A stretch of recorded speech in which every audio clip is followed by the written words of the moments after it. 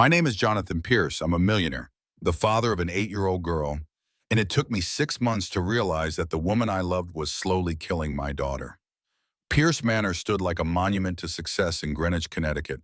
$8 million of brick and glass sprawling across 2 acres of perfectly manicured lawn, a pool that glittered in the morning sun, gardens that professional landscapers tended twice a week.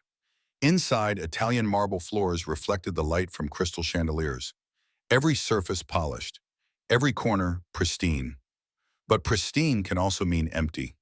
And empty was exactly what it felt like. 6:45 in the morning. Jonathan Pierce stood before the bathroom mirror, knotting a Hermes tie around his neck. 40 years old, handsome in that tired way successful men often are. Dark circles under his eyes that expensive skincare couldn't erase.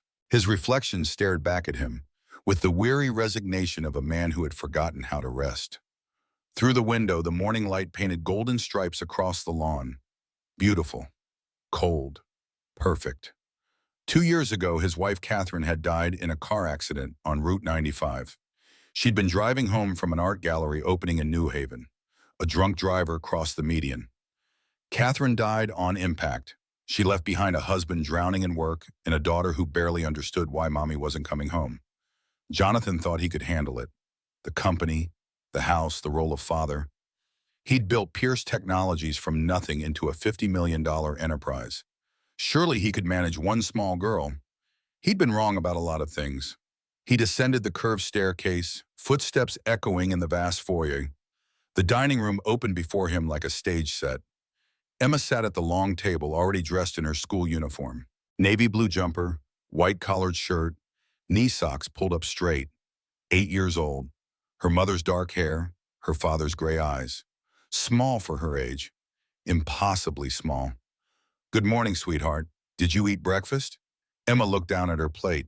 Pancakes that Martha, the housekeeper, had made sat untouched. A pool of syrup congealing at the edges. "Yes, Daddy." Her voice barely reached across the table. Jonathan glanced at his Patek Philippe. 7:15. The Tokyo partners would be calling in 45 minutes for the preliminary merger discussion. "I have an early meeting. I'll check your homework tonight, okay?" Emma nodded, a small movement. She didn't look up, her hands folded in her lap, fingers twisting together. Jonathan grabbed his briefcase from the hall table. Italian leather, a gift from Catherine on their 5th anniversary. He paused at the doorway, turned back. Emma sat perfectly still, staring at her untouched breakfast. Her lips moved slightly, as if she wanted to say something, but she didn't. She never did. The front door closed with a heavy click. In the kitchen, Martha Collins stood with her back against the counter, arms crossed over her chest. 62 years old. She'd worked for the Pierce family for 12 years, since before Emma was born. She'd loved Catherine like a daughter, and she loved Emma like the grandchild she'd never had. She watched the little girl through the doorway, watched her sit alone at that enormous table, watched her push the pancakes around her plate without eating. Martha's jaw tightened. Jonathan's Mercedes S-Class glided through the morning traffic like a black shark. Inside, he balanced a laptop on his knees, conference call audio playing through the car speakers. Numbers, projections, market analysis. The Japanese executive spoke in careful English about due diligence, timelines, and valuation metrics. His mind narrated over the voices. "Pierce Technologies, the company I built. 50 employees, contracts with 3 Fortune 500 companies. The deal we're negotiating now, $50 million. I tell myself I'm doing this for Emma, to secure her future, to give her everything she could ever need. But the truth, I'm running. From an empty house, from a daughter I don't know how to talk to, from the ghost of my wife who still haunts every my room. Work is easier than grief. Spreadsheets don't cry. Contracts don't ask why mommy left." The memory hit him without warning. 6 months after Catherine died, Jonathan sitting in his home office at midnight, whiskey glass in hand, staring at their wedding photo. The door had creaked open. Emma standing there in her pajamas, holding her stuffed rabbit. "Daddy, I can't sleep." He'd looked up, exhausted, drowning in papers and grief. "Go back to bed, sweetheart. Daddy's busy." The door closed. He'd returned to his work. Didn't hear her crying in the hallway. Didn't see her walk back to her room alone, clutching that rabbit tighter. The car stopped in front of Pierce Technologies Tower, glass and steel reaching 20 stories into the Connecticut sky. Jonathan stepped out. His phone buzzed with notifications, emails, messages, requests. Everyone needed something from him. Everyone except the one person who needed him most. Back at Pierce Manor, Martha cleared the breakfast table. Emma's plate sat untouched. Cold pancakes, congealed syrup, not a single bite taken. Martha's hands trembled as she scraped the food into the trash. This was the fourth morning this week. She opened the refrigerator to put away the milk. Her eyes landed on 3 lunch containers stacked in the back corner, the lunches she'd packed for Emma last week. Labeled with days, Monday, Tuesday, Wednesday, all unopened, all uneaten. Emma had brought them home and hidden them, hadn't wanted Martha to know. Martha's heart clenched. She pulled out her phone, dialed Jonathan's number. It rang twice, then clicked to voicemail. "I'm sorry, I'm in a meeting. Please leave a message." Martha's voice shook as she spoke to the machine. "Mr. Pierce, it's Martha.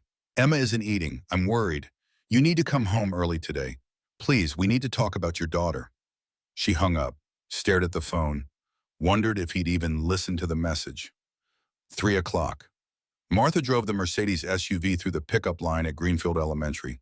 Parents in expensive cars inched forward, collecting their children. Teachers waved. Kids ran laughing toward waiting vehicles. The school doors opened. Children poured out like a breaking dam. Bright backpacks, loud voices, energy and life. Then Emma appeared. Martha's breath caught. The child who emerged from those doors looked nothing like the vibrant girl from a year ago. Gaunt. That was the word. Dark circles shadowed her eyes like bruises. Her hair, once thick and shiny, had lost its luster, falling limp around her pale face. She moved differently, too, shoulders hunched forward, each step careful and measured, as if she were afraid of taking up too much space.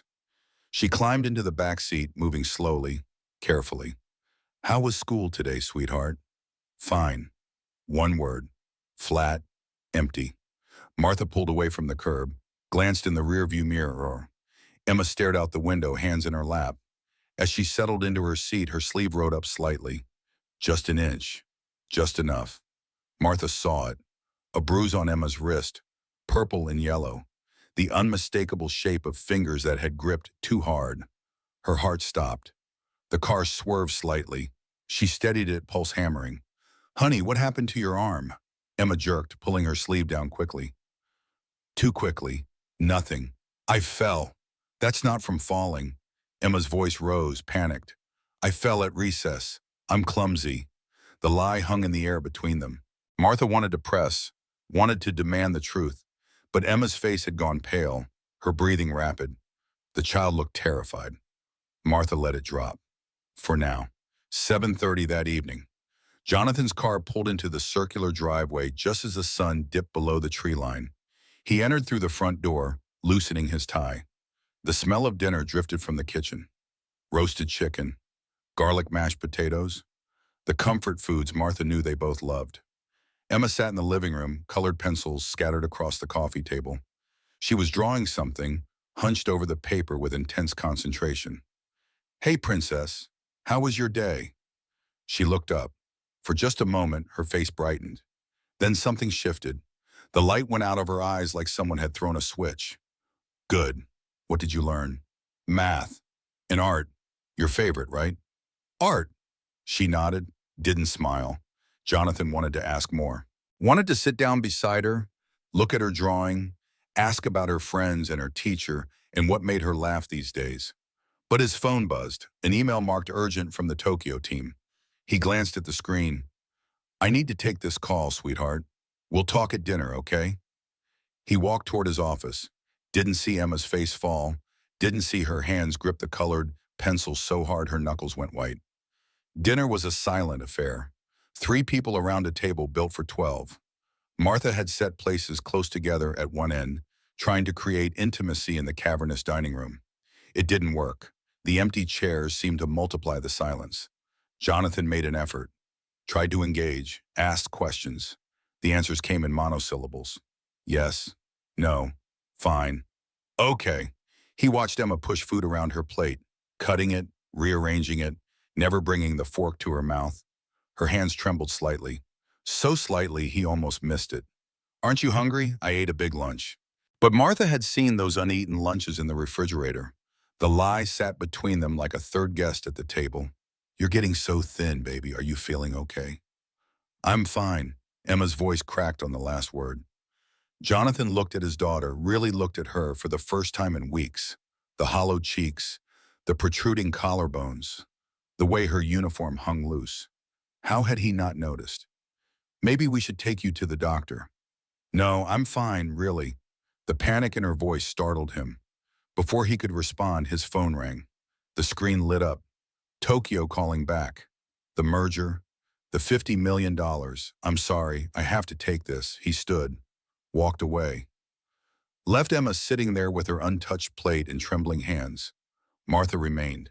She moved her chair closer to Emma, voice soft. "Sweetheart, I know something's wrong. You can tell me. Whatever it is, I'll help you." Emma's eyes filled with tears. Fat drops that balanced on her lower lashes, threatening to fall. "Please don't tell Daddy. He'll be so sad." "Tell him what?" Before Emma could answer, the doorbell rang. Sharp, unexpected. Martha frowned, checking her watch. 7:45. They weren't expecting anyone. She opened the front door. A woman stood on the porch, illuminated by the exterior lights. Mid-30s, attractive in a carefully composed way. Chestnut brown hair pulled back in a neat bun, crisp white blouse, black pencil skirt, minimal jewelry. Professional. Put together. The kind of woman who looked like she had everything under control. She smiled. Warm. Practiced. "Good evening. I'm Victoria Hayes, Emma's homeroom teacher. Is Mr. Pierce available? I need to speak with him about Emma." Martha's instincts prickled. Something about the woman's smile didn't reach her eyes. Something about the way she stood. Too perfect. Too composed. But what could Martha say? This was Emma's teacher. "Come in. I'll get him." Victoria stepped into the foyer. Her eyes swept the space, taking in the marble floors, the chandelier, the oil paintings on the walls. Her smile widened just a fraction. What a beautiful home. Jonathan emerged from his office, phone still in his hand, mid-sentence with someone. He ended the call when he saw the visitor. "Miss Hayes, is everything all right?" They moved to the living room. Victoria sat on the sofa, posture perfect. Jonathan took the armchair across from her, leaning forward. "I apologize for coming unannounced, Mr. Pierce, but I'm concerned about Emma." The words hit him like a fist. Is she failing? Is she in trouble? Victoria shook her head, expression soft with concern. "Nothing like that. Emma is brilliant, one of the brightest students I've ever taught. But she's struggling emotionally. She doesn't play with other children. She sits alone at lunch. She seems withdrawn, sad. I think she's still grieving her mother." The statement landed in Jonathan's chest, heavy and sharp. He sat back, running a hand through his hair. "I don't know what to do. I work so much. I'm not there for her like I should be." Victoria leaned forward slightly. "Please don't blame yourself. You're doing everything you can. You're providing for her, giving her stability. But Emma needs more than that right now. She needs someone who can be present, someone who understands what she's lost." A pause. Deliberate. She needs a mother. The words hung in the air. Jonathan stared at this woman, this stranger who seemed to understand his daughter better than he did. "I can help," Victoria continued. "I'd like to spend more time with Emma, outside of school, if you're comfortable with that. Just talking, being there for her. I lost my own mother when I was young. I understand what she's going through." Jonathan felt something crack open in his chest. Relief, gratitude, hope. "That would be amazing. Thank you." "I don't know what to say." "You don't have to say anything. I care about my students, especially Emma." In the doorway to the kitchen, Martha stood frozen. She'd been listening. Something about this woman set every alarm bell ringing. The way she spoke, too smooth, too practiced. The way she'd positioned herself, leaning forward just enough, voice pitched to convey concern and competence and warmth all at once. It felt rehearsed, like lines from a play. But Jonathan saw none of it. He saw only a lifeline. Before Victoria left, she asked to speak with Emma. Jonathan led her upstairs. Martha followed at a distance, staying just out of sight in the hallway. Emma sat on her bed, holding her stuffed rabbit. She looked up when Victoria entered, and her entire body went rigid. Not the reaction of a child seeing a beloved teacher, the reaction of prey sensing a predator. "Hi, Emma. I came to visit. Are you happy to see me?" Silence. Emma clutched the rabbit tighter. Victoria sat on the edge of the bed. Her voice shifted, gentler, almost musical. "I know you miss your mommy very much. I miss mine too. She died when I was little, just like yours." Emma's eyes flicked up, a spark of connection, brief and fragile. "Would you like to talk about it? About how you feel?" "I don't know what to say." "That's okay. You don't have to say anything. I'll visit you more often. I'll take care of you. I promise." Victoria reached out, pulled Emma into a hug. From the hallway, Jonathan watched, his heart swelling with gratitude. This kind teacher, taking time to comfort his daughter. What a blessing. But Martha saw something different. She saw Emma's face over Victoria's shoulder, saw the child's body go stiff, saw her eyes, wished to me, frightened, staring at nothing, no comfort, no relief, just fear. When Victoria released her and stood to leave, she smiled down at Emma, that same practiced, perfect smile. "We're going to be great friends," she said. Emma didn't respond. Victoria left 20 minutes later. Jonathan walked her to the door, thanking her profusely. She handed him her business card. "Call me anytime. For anything. I mean that." After she'd driven away, Martha climbed the stairs to Emma's room. The little girl sat exactly where Victoria had left her, still holding the rabbit, staring at the wall. Martha sat beside her. "Did you like your teacher visiting?"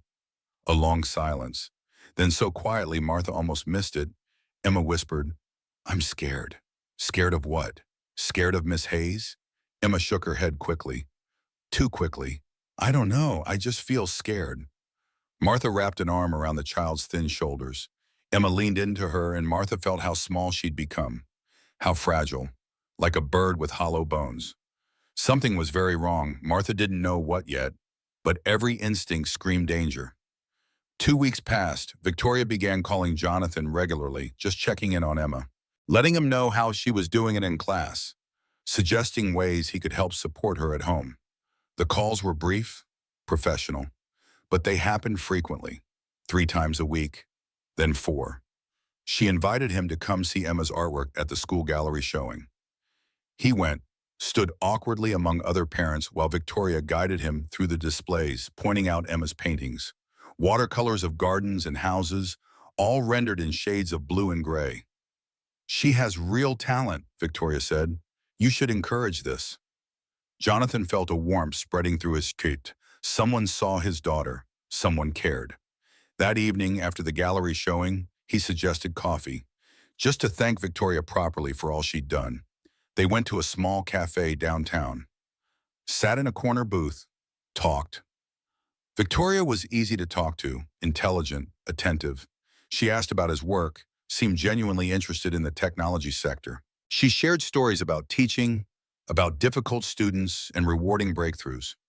She laughed at his jokes, made thoughtful observations, seemed to understand him in a way he hadn't felt understood in years. When he mentioned Catherine, how much he still missed her, Victoria reached across the table. Her hand touched his lightly. "You're allowed to move forward, you know. She would want you to be happy." The coffee date led to another, then dinner, then a walk through the park on a Saturday afternoon while Emma stayed home with Martha. Week by week, coffee by coffee, conversation by conversation. Something grew between them. Jonathan hadn't felt this way since Catherine. The lightness, the anticipation of seeing someone, the way his phone would buzz and his heart would lift hoping it was her. He was falling in love, or what he thought was love, what he needed to believe was love. 1 month after they'd started dating officially, Victoria came to Pierce Manor for dinner. Martha prepared something special, though her face remained neutral, carefully blank. The 4 of them sat around the dining table. Jonathan at the head, Victoria to his right, Emma across from her. Martha served the meal, then retreated to the kitchen doorway. "This is delicious, Mrs. Collins. You're an amazing cook." Martha nodded, said nothing. Victoria ate slowly, deliberately, each bite measured. Between courses, her eyes drifted to Emma, studied her, assessed her. The little girl sat quietly, hands folded, barely touching her food. Victoria's voice, when she spoke, was gentle, sweet. "Emma, sweetie, why aren't you eating? The food is wonderful. I'm not hungry. You need to eat, dear. Wasting food isn't good." Jonathan, absorbed in cutting his own steak, missed the edge in Victoria's tone, missed the way her eyes hardened for just a second before softening again. But Martha caught it, saw the flash of something cold and calculating cross Victoria's face, saw the way Emma shrank down in her chair. After dinner, Victoria left with a kiss on Jonathan's cheek and a promise to call tomorrow. The moment her car disappeared down the driveway, Martha went upstairs. Emma sat curled in the corner of her bed, knees pulled to her chest. She looked up when Martha entered, and there were tears on her face. "You don't like her, do you?" "I don't know. I don't know. I don't know." The words tumbled out, desperate and confused. Martha sat beside her, pulled the child close. Something was happening. Something Martha couldn't name yet. But it was there, lurking beneath the surface of Victoria's perfect smiles and concerned phone calls. November arrived with bare trees and gray skies. Jonathan took Victoria to dinner at the most expensive restaurant in Greenwich. Candlelight, wine, a string quartet playing softly in the background. He'd planned this for 2 weeks, rehearsed what he'd say. The ring sat in his jacket pocket, a 3-carat diamond from Tiffany's that had cost more than most people made in a year. When dessert came, he didn't eat it. Instead, he stood, walked around the table, got down on one knee.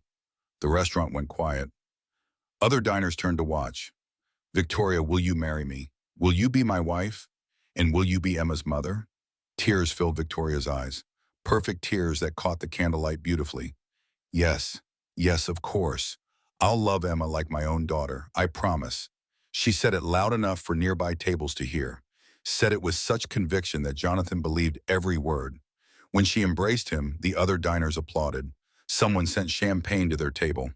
The restaurant manager offered congratulations. And for 1 second, as Victoria's face pressed against Jonathan's shoulder, her expression changed. The tears stopped. The smile dropped. Her eyes went cold and satisfied, like a chess player who just executed a perfect gambit. Then she pulled back, smiling radiantly, and the mask was perfect again. That night, Jonathan drove home with a lightness in his chest he hadn't felt in 2 years. He found Emma in her room drawing at her desk. She looked up when he entered, and he saw the exhaustion in her young face. "Sweetheart, I have wonderful news. Miss Hayes and I are getting married." Emma's colored pencil stopped mid-stroke. "What? You're going to have a mother again. Isn't that great?" "I'm not ready for a new mother." The words came out small and broken. Jonathan's smile faltered. He sat on the edge of her bed. "I know you miss Mom. I miss her too. But she would want us to be happy. Miss Hayes is going to love you just like Mom did. You'll see." Emma's eyes filled with tears. She opened her mouth, closed it, wanted to say something but couldn't find the words, or couldn't find the courage. Jonathan kissed her forehead. "Get some rest, okay? Big day tomorrow. We'll start planning the wedding." He left her there, alone with her drawing and her tears. That night, after the house had gone quiet, Martha heard crying from Emma's room. Soft, muffled sobs. She stood in the hallway, torn between going in and giving the child privacy. Through the door, she heard Emma's voice, talking to herself. "I'm sorry, Mommy. I don't want a new mother. I'm sorry." Martha's heart broke. She turned away, went to her own room, and didn't sleep. December brought the wedding. They planned it quickly. Jonathan wanted no long engagement. Pierce Manor transformed. White flowers everywhere. A string quartet hired. A tent erected on the south lawn despite the cold. 50 guests, colleagues from Pierce Technologies, Victoria's teacher friends, Jonathan's business associates. The ceremony took place at 3 in the afternoon. Gray December light filtered through the tent's white fabric, giving everything a soft, dreamlike quality. Victoria walked down the makeshift aisle in a Vera Wang gown, white silk, simple and elegant, her hair swept up, minimal jewelry. She looked like every man's dream of a perfect bride. Jonathan stood at the altar in a Tom Ford tuxedo, tears in his eyes. Beside him, Emma wore a pink dress. She was the flower girl, though she'd barely scattered any petals. Just walked slowly down the aisle, clutching the basket, face pale as winter snow. The minister's voice carried through the tent. Do you, Jonathan Pierce, take Victoria Hayes to be your lawfully wedded wife? I do. Do you, Victoria Hayes, take Jonathan Pierce to be your lawfully wedded husband, and Emma Pierce to be your daughter, to love and to cherish? Victoria's smile blazed. I do. I will love and protect Emma as my own flesh and blood. As she spoke those words, the camera would have caught something if anyone had been watching closely enough. Victoria's eyes flicked to Emma, just for a second, and in that second the warmth drained away completely, replaced by something calculating and cold. Emma saw it. The little girl stood beside Martha in the front row, and she went very still. Her hand found Martha's and gripped it so hard it hurt. The reception lasted until 8. Champagne flowed. Guests congratulated the couple. Jonathan gave a speech, voice thick with emotion. I thought I'd never be happy again after losing Catherine. But Victoria has given me a second chance. And most importantly, she's going to be the mother Emma needs. Applause. Victoria stood, pulled Emma up onto her lap for everyone to see. The picture of maternal love. Emma, from now on, I'm your mother. I'm going to take such good care of you. You're going to be the best, most obedient little girl, I promise. Emma tried to smile. Her lips trembled. Her whole body shook. In the back of the tent, Sarah Chen stood alone. 29 years old, Victoria's colleague at Greenfield Elementary. She'd known Victoria for 3 years, worked in the classroom next door. Something about this whole scene felt wrong to her. She watched Victoria hold Emma, saw how the woman's fingers dug into the child's shoulders, saw Emma wince. Sarah pulled out her phone, opened the voice memo app, started recording just in case. By 11 o'clock, the guests had left. The tent stood empty. Jonathan and Victoria went upstairs to the master bedroom, the room that had been Jonathan and Catherine's. Victoria had already moved her things in, displaced Catherine's photographs, replaced the bedding. Martha helped Emma into her pajamas. The little girl moved like a puppet, mechanical and empty. You must be exhausted, sweetheart. Emma nodded, didn't speak. I'll be right down the hall if you need me. Don't be afraid, okay? Emma started crying then, silent tears streaming down her face. I want my real mommy. I want her back. Martha held her until the crying stopped, then tucked her into bed, turned on the nightlight, and reluctantly left the room. Midnight, the house silent. Emma lay in bed staring at the ceiling, unable to sleep. Her mother's painting, the one that had hung above her desk, was gone. Victoria had taken it down that morning. Footsteps in the hallway. Emma's door opened slowly. Victoria stepped inside, wearing a silk nightgown. She closed the door behind her with a soft click. Emma sat up, heart hammering. Victoria crossed the room, sat on the edge of the bed. The gentle smile she'd worn all day was completely gone. Listen carefully, Emma. From now on, you call me Mother. Not Miss Hayes, not Victoria. Mother. Do you understand? Emma nodded, terrified. Victoria leaned closer. I'm going to teach you how to be a good girl. You will eat what I tell you to eat. You will do what I tell you to do. You will study when I say study, sleep when I say sleep. And most importantly, you will never, ever tell your father anything I do. Do you know why? Emma shook her head, tears streaming, because if you tell him, he'll send you away. He'll realize you're too much trouble, and he'll put you in a foster home with strangers. Is that what you want? No, please, no. Victoria's hand shot out, gripped Emma's chin hard enough to leave marks. Then be good, be quiet, be obedient. And maybe, just maybe, you'll get to stay in this house. She released Emma's face, stood, walked to the desk and picked up the framed painting, the one Catherine had made. A watercolor of a garden with a small girl playing among the flowers. Victoria looked at it with disgust. You don't need this anymore. The woman who painted this is dead. I'm your mother now. Emma lunged forward. Please don't take it. Please. Victoria's eyes went flat and dead. Sit down. Be quiet. Or I'll tell your father you've been misbehaving and he'll be so disappointed in you. Emma collapsed back onto the bed, sobbing. Victoria tucked the painting under her arm and walked to the door. Before leaving, she turned back. One more thing.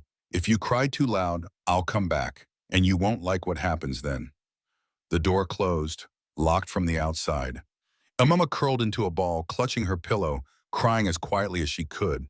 In the master bedroom down the hall, Victoria climbed into bed beside Jonathan.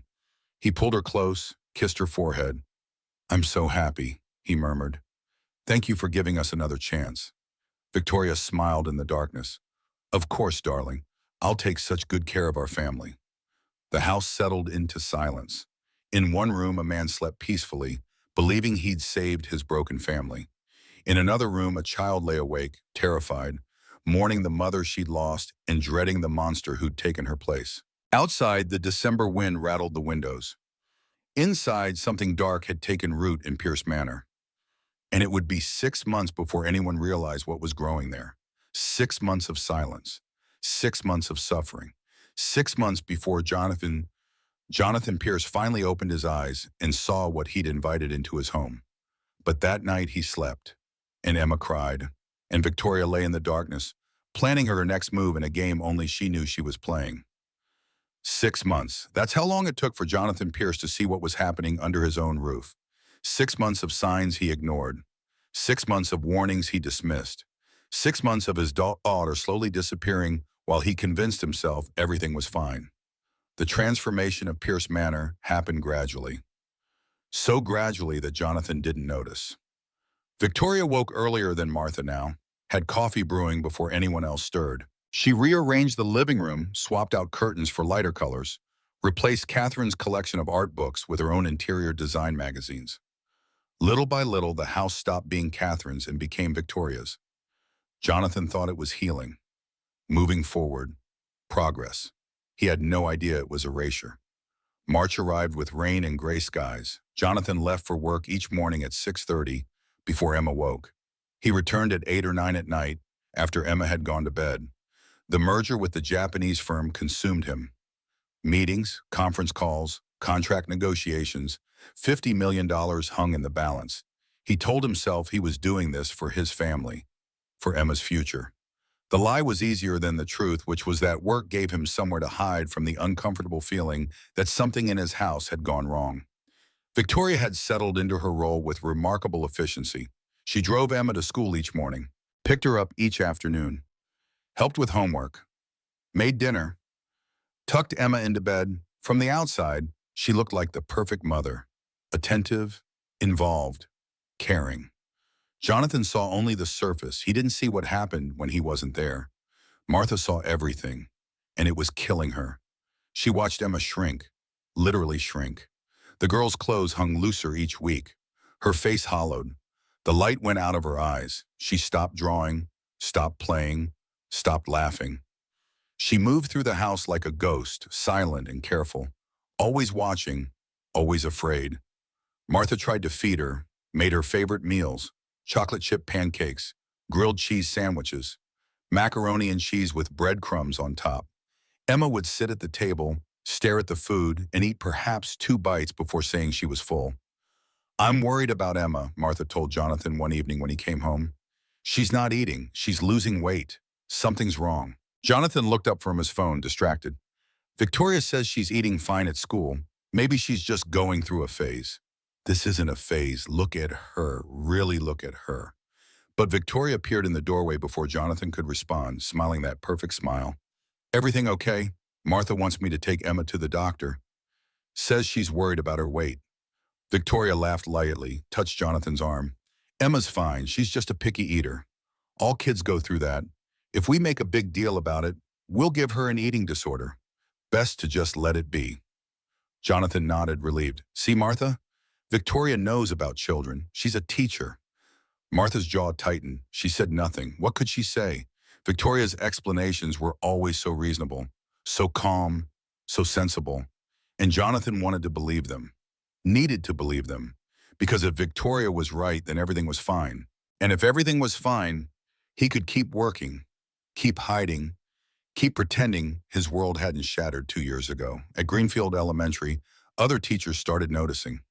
Emma Pierce, once a bright student who participated eagerly, had become a shadow. She sat in the back of the classroom during lunch, separated from the other children. She never played at recess, just stood against the wall watching. Sarah Chen noticed first. She taught the classroom next to Victoria's, and their lunch periods overlapped. One afternoon in April, she walked into the cafeteria and stopped cold. Emma sat alone at a corner table. The cafeteria was loud, full of children laughing and shouting and trading snacks. But Emma's table was an island of silence. In front of her sat a tray, but not the tray the other children had received. Emma's tray held something else.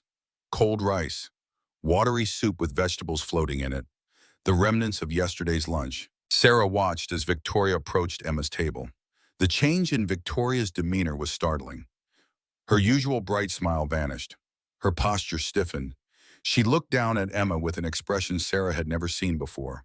Cold, calculating, cruel. Victoria bent down, spoke quietly.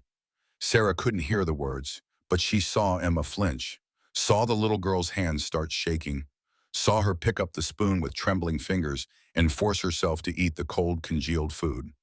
Sarah pulled out her phone, started recording. Something told her this needed to be documented. Mrs. Linda Martinez, the cafeteria manager, stood behind the serving counter, her face troubled. She was a large woman in her 50s, had worked in school cafeterias for 20 years. She'd seen a lot of things, but this bothered her deeply. Victoria had come to her 3 weeks ago with instructions. Emma Pierce needs to learn not to waste food. From now on, give her yesterday's leftovers. The food we'd normally throw away. But that's against health regulations, Mrs. Martinez had protested. Victoria's smile never wavered. I'm Mrs. Pierce now. My husband is the largest donor to this school. He's funded the new gymnasium, the computer lab, and the library renovation. I don't think Principal Morrison would want to upset him by refusing a simple request about his daughter's lunch, do you? The threat was implicit but clear. Mrs. Martinez had a mortgage, 3 kids in college. She couldn't afford to lose this job. So she complied, hated herself for it, but complied. Sarah Chen kept recording, got 2 minutes of footage before Victoria noticed her. Their eyes met across the cafeteria.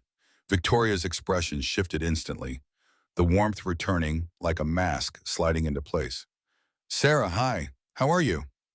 Fine, just checking on the students. Victoria walked over, casual, friendly. Anything I can help with? Sarah hesitated, wanted to ask about Emma, wanted to demand why the child was eating garbage while other students got fresh food. But Victoria's smile was so perfect, so warm. And Sarah was a young teacher, only in her 3rd year. Victoria had been here for 5 years, had the principal's ear, was married to the school's biggest benefactor. No, I'm good, just observing. Victoria's hand touched Sarah's arm, gentle, almost sisterly. You know, if you have concerns about any of my students, you should come to me directly. We're a team here, we need to support each other. Of course, absolutely. But Sarah didn't delete the video. She sent it to her personal email, saved it to 3 different cloud drives. Something about Victoria's eyes when she'd said those words made Sarah's skin crawl. At home, Martha's concern escalated into fear. She found things, disturbing things, a journal Emma had been keeping, hidden under her mattress. Martha discovered it while changing the sheets. She knew she shouldn't read it, knew it was an invasion of privacy. But her hands opened the cover before her conscience could stop them. The entries were written in a child's unsteady handwriting, short sentences, spelling mistakes, but the content made Martha's blood run cold. March 3rd. Mother made me eat the old lunch again. It tasted bad. I threw up after. She got mad, said I was wasting food on purpose, made me clean it up. March 10th. I'm so hungry. Mother says I can only eat at school, not at home anymore, says I'm getting fat. March 15th. She locked me in the basement today. I was there for 2 hours. It was dark. I was scared. She said it's to teach me not to talk back. March 22nd. I want to tell Daddy, but Mother says he'll send me away. Says I'm too much trouble. Says he doesn't really want me. April 2nd. I heard Mother talking on the phone last night. She said something about custody and money and trust funds. I don't understand, but it scared me. April 8th. I don't want to die, but sometimes I think about it. Would Mommy be waiting for me? Martha's hands shook so badly she nearly dropped the journal. This wasn't discipline. This was abuse. Systematic, calculated abuse. She grabbed her phone, called Jonathan. He answered on the 4th ring, sounding distracted. Mr. Pierce, you need to come home right now. I found Emma's journal. You need to see this. Martha, I'm in the middle of something. Can it wait? No, it can't wait. Your daughter is being hurt. A pause, then Jonathan's voice irritated. Victoria is taking good care of Emma. I know you don't like change, Martha, but you need to accept that Victoria is part of this family now. This isn't about me liking or not liking her. This is about Emma being abused. That's a serious accusation. Do you have proof? I have her journal. She writes about being locked in the basement, about being starved, about being threatened. Jonathan's voice hardened. Emma is 8 years old. She has an active imagination. She's still processing her mother's death. Sometimes children make up stories for attention. She's not making this up. I'll talk to Victoria about it tonight. But Martha, I need you to stop undermining her authority. Emma needs stability, not you turning her against her new mother. The line went dead. Martha stood in Emma's room, the journal in her hands, tears streaming down her face. She'd failed. She'd tried to protect this child and she'd failed. That evening, Victoria came home early. She found Martha in the kitchen preparing dinner. The journal sat on the counter where Martha had left it, unable to decide what to do with it. Victoria's eyes landed on the journal immediately. Her face went very still. What is that? Emma's journal. I found it while changing her sheets. Victoria picked it up, flipped through the pages. Her expression never changed. When she finished reading, she looked up at Martha with a smile that didn't reach her eyes. Thank you for showing me this. I had no idea Emma was struggling so much with her grief. This is clearly fantasy, a way for her to process her feelings. I'll need to speak with her therapist about this. She's not seeing a therapist. Well, she should be. I'll make an appointment. In the meantime, I think it's best if you respect Emma's privacy. Don't read her personal writings again. Victoria tucked the journal under her arm, started to walk away, then turned back. Actually, Martha, I've been meaning to talk to you about something. Jonathan and I have been discussing household arrangements. We think Emma is old enough now that she doesn't need constant supervision. We're going to reduce your hours. You'll come in 3 days a week instead of 5. The message was clear. Martha was being pushed out, isolated from Emma. Her hours cut so she couldn't witness what was happening. That's not fair. Emma needs me. Emma needs to bond with her new mother without interference. 3 days a week, Martha, starting Monday. Victoria left the kitchen. Martha heard her footsteps on the stairs, heard Emma's door open, heard Victoria's voice, too quiet to make out the words. But the tone was unmistakable. Harsh, angry. Then Emma screaming, "No, please, I didn't mean to. I won't write anything again. Please don't." Martha started for the stairs, but Victoria appeared at the top, blocking Emma way. "Emma's having a tantrum. I'm handling it. Please stay downstairs." The door to Emma's room slammed, locked. Emma's cries continued, muffled now. Martha stood at the bottom of the stairs, frozen, useless. When Jonathan came home 2 hours later, the house was quiet. Victoria greeted him at the door with a kiss and a smile. "How was your day?" "Exhausting. The Japanese team wants to renegotiate 3 clauses. We're going to be in meetings all week."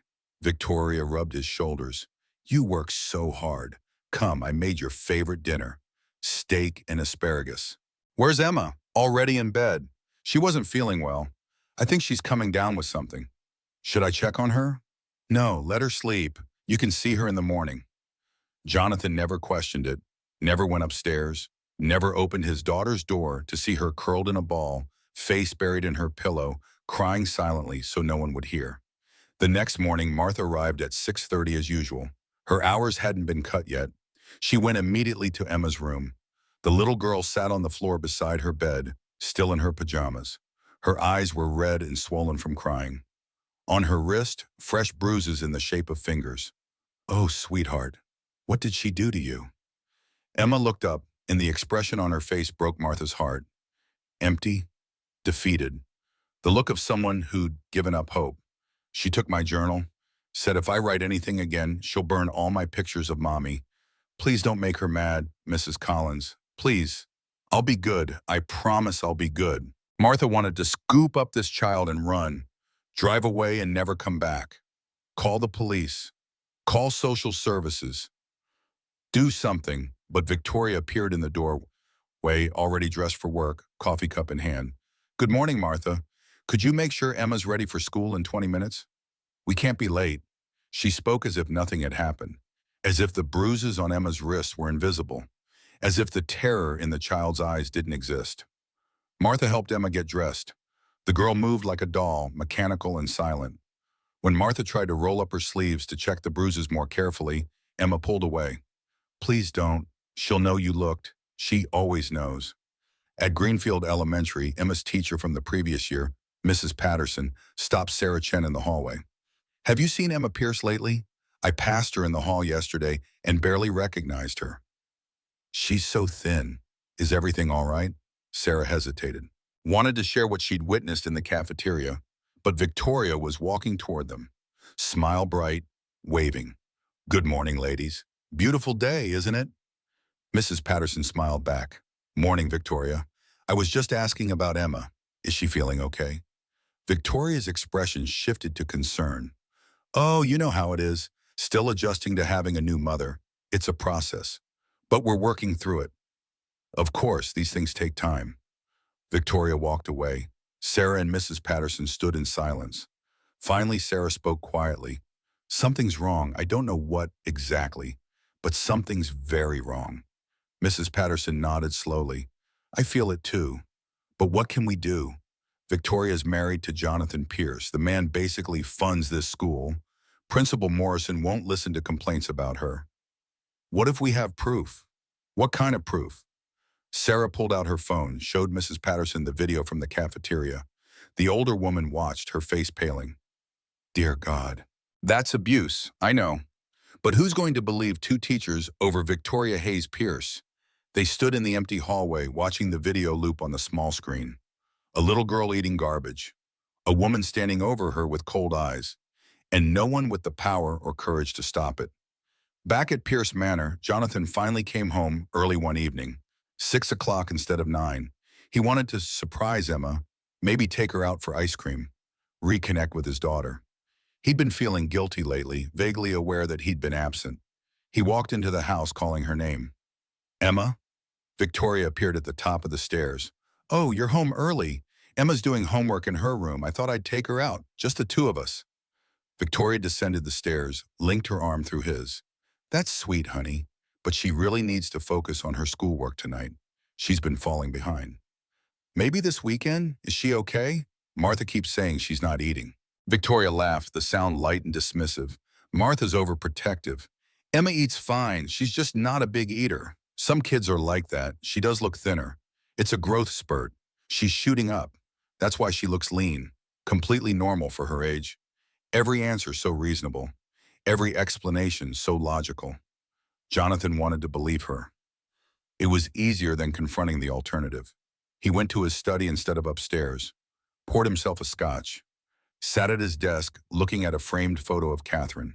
His dead wife smiled at him from the past, holding baby Emma in her arms. I'm trying, he whispered to the photograph. I'm trying so hard. But trying wasn't enough. And somewhere deep in his gut, beneath the rationalizations and the excuses and the desperate need to believe everything was fine, Jonathan knew it. That night, Martha made a decision. She couldn't stay silent anymore, even if she lost her job, even if they didn't believe her. She had to try. She sat at her kitchen table in her small apartment and wrote everything down. Every suspicious incident, every time Emma had cried, every bruise she'd seen, the journal entries she'd read, the weight loss, the fear in that child's eyes. Then she put it all in an envelope and addressed it to Jonathan's office. Not his home, not his email, his office, where Victoria couldn't intercept it. She drove to Pierce Technologies the next morning before going to work, gave the envelope to Jonathan's assistant, a efficient woman named Patricia. This is urgent. Please make sure Mr. Pierce sees it today, not tomorrow. Today, Patricia took the envelope, noted the serious expression on Martha's face. I'll put it on his desk right now, but she didn't. Because 5 minutes after Martha left, Victoria called the office. She'd cultivated a friendship with Patricia over the past months. Sometimes brought her coffee. Always asked about her kids. Hi, Patricia. It's Victoria Pierce. Jonathan mentioned he might be getting a package from our housekeeper today. If anything comes, could you just set it aside? It's some household bills I asked her to drop off, but I realized I already paid them. Don't want to confuse Jonathan with duplicate invoices. Patricia, trusting and unsuspecting, agreed. Put the envelope in her desk drawer. Forgot about it. Martha's last attempt at warning Jonathan vanished into a drawer, unread. 3 days later, Jonathan had a rare day working from home. Conference calls with Tokyo partners, but he could do those from his study. It meant he was actually present in the house during daytime hours for the first time in months. At noon, he emerged from his study, hungry, planning to make a sandwich. The house was quiet, too quiet. Where was everyone? He walked toward the kitchen and heard something. A small sound. Crying? He followed it to the basement door. The door Victoria said she kept locked because there were dangerous tools down there.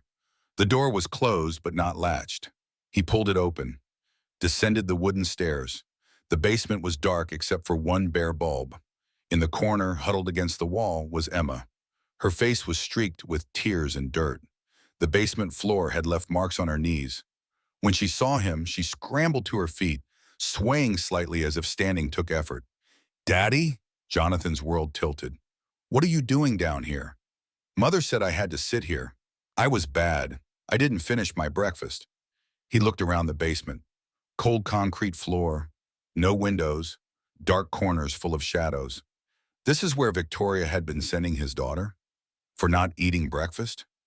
Something inside Jonathan cracked. Not broke completely, not yet, but cracked.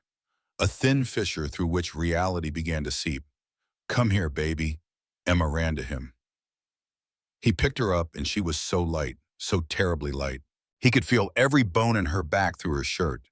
When had she gotten this thin? When had his daughter turned into this fragile, breakable thing?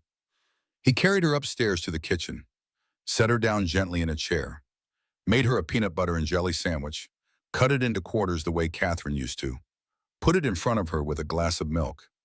"Eat, sweetheart, it's okay. Eat." Emma looked at the sandwich with longing and fear warring on her face. "But Mother said I can't eat between meals. I'm your father. I'm telling you to eat."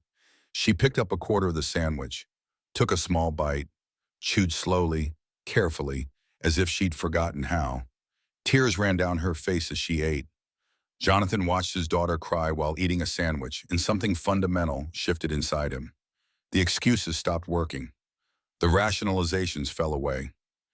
He couldn't pretend anymore. When Emma finished eating, he knelt beside her chair, looked at her wrist and saw the bruises. Fading now, but unmistakable. The shape of adult fingers. "Did Victoria do this?" Emma's eyes went wide with terror. "Please don't tell her you know. Please, Daddy. She'll get so mad. She'll say, 'I told you,' and she'll punish me worse." "Punish you worse? What else has she done?" The story came out in fragments. Rushed and terrified, the locked basement, the old food at school, the threats, the journal that had been taken away, the photograph of Catherine that Victoria had destroyed, the constant fear, the certainty that if Emma told, Victoria would convince Jonathan to send her away. With every word, the crack in Jonathan widened, became a chasm, and through that chasm, he finally saw the truth. He'd brought a monster into his home, given her authority over his daughter, believed her lies because believing was easier than seeing, and Emma had suffered for 6 months while he worked late and convinced himself everything was fine. When Emma finished talking, Jonathan held her, just held her, felt her small body shaking against his chest. His daughter, his little girl, the most important person in his world, and he'd failed her so completely. "I'm sorry. I'm so sorry, baby. I didn't know. I should have seen it. I should have protected you." Emma clung to him. "Are you going to send me away?" "Never. Do you hear me? Never. You're my daughter. You're staying with me. And Victoria is never going to hurt you again." He pulled out his phone, called his lawyer, then he called his personal assistant, canceled every meeting for the rest of the week. The merger could wait. The company could wait. Everything could wait. His daughter needed him. Finally, after 6 months of blindness, Jonathan Pierce was going to be the father Emma deserved. But first, he needed to document everything, needed evidence, needed proof that would stand up in court, because he was going to divorce Victoria, going to get her arrested, going to make sure she never came near another child again. He took photos of Emma's bruises, wrote down everything she told him, word for word, Called Emma's pediatrician and made an emergency appointment for that afternoon. Started building the case that would tear his perfect second marriage apart. At 3:15, Victoria's car pulled into the driveway. She was home early, planning to pick up Emma from school. Instead, she walked into a house where the balance of power had finally shifted. Jonathan stood in the foyer holding Emma's hand. His face was calm, but his eyes burned with a fury Victoria had never seen before. She stopped in the doorway, smiled her perfect smile. "You're home. What a nice surprise. We need to talk." "Emma, go to Martha's room and stay there until I come get you." Emma ran. Victoria watched her go, then turned back to Jonathan. Her smile never wavered. "Is something wrong?" Everything is wrong, and we both know it." For just a second, Victoria's mask slipped. Her eyes went cold and hard. Then the warmth returned, but it was too late. Jonathan had seen the truth beneath. "I don't know what Emma told you, but you have to understand, she's a troubled child. She makes up stories. I've been trying to help her, but she resists every attempt at discipline. I saw the bruises. I found her locked in the basement. I know about the food at school. Stop lying to me." Victoria's composure cracked. "Fine. You want the truth? Your daughter is spoiled and manipulative. She needed discipline. Real discipline. Not the soft, indulgent parenting you give her. I was making her stronger. By starving her, by locking her in the dark, by terrorizing her, by teaching her that the world isn't going to coddle her forever." Jonathan's voice dropped to a whisper. "Get out of my house," Victoria laughed. A cold, brittle sound. "You can't throw me out. I'm your wife. We're married. This is my house too, not for long. I'm filing for divorce. Today. And I'm pressing charges for child abuse. So get out before I call the police." They stood facing each other across the marble floor. The perfect couple from the wedding photos. The successful businessman and the caring teacher. The fairy tale that had rotted from the inside. Victoria's mask fell away completely, her face twisted with rage. "You'll regret this. I'll take you for everything. I'll destroy your reputation. I'll make sure everyone knows what kind of father you are. How you abandoned your daughter, how you weren't there for her. Maybe you're right. Maybe I was a terrible father. But I'm done being blind, and you're done hurting my daughter." He pulled out his phone, dialed 911. Victoria's eyes widened. She turned and walked out the door without another word, got in her car and drove away. But Jonathan knew she'd be back. Monsters like Victoria didn't give up easily. They fought, they clawed, they burned everything down on their way out. He was ready for the war, because he'd finally realized what he should have known from the beginning. His daughter was worth fighting for. The police arrived within 15 minutes. 2 officers, 1 male and 1 female, both looking skeptical as they stepped into the grand foyer of Pierce Manor. Rich people called about domestic issues all the time. Usually it was nothing, a misunderstanding, an overreaction. This wasn't nothing. Officer Maria Santos took one look at Emma and her expression hardened. The little girl sat on the sofa next to Martha, swimming in clothes that should have fit her. Bruises on her wrists, hollowed cheeks, eyes that held the kind of fear no 8-year-old should know. Officer Santos knelt in front of Emma, voice gentle. "Hi, sweetie. My name is Maria. Can you tell me what happened?" Emma looked at her father. Jonathan nodded. "It's okay, baby. Tell them the truth. You're safe now." The story came out slowly, Emma's voice barely above a whisper. The officers took notes, photographed her bruises, asked careful questions. When Emma mentioned being locked in the basement, Officer Santos went down to look, came back up with her jaw set tight.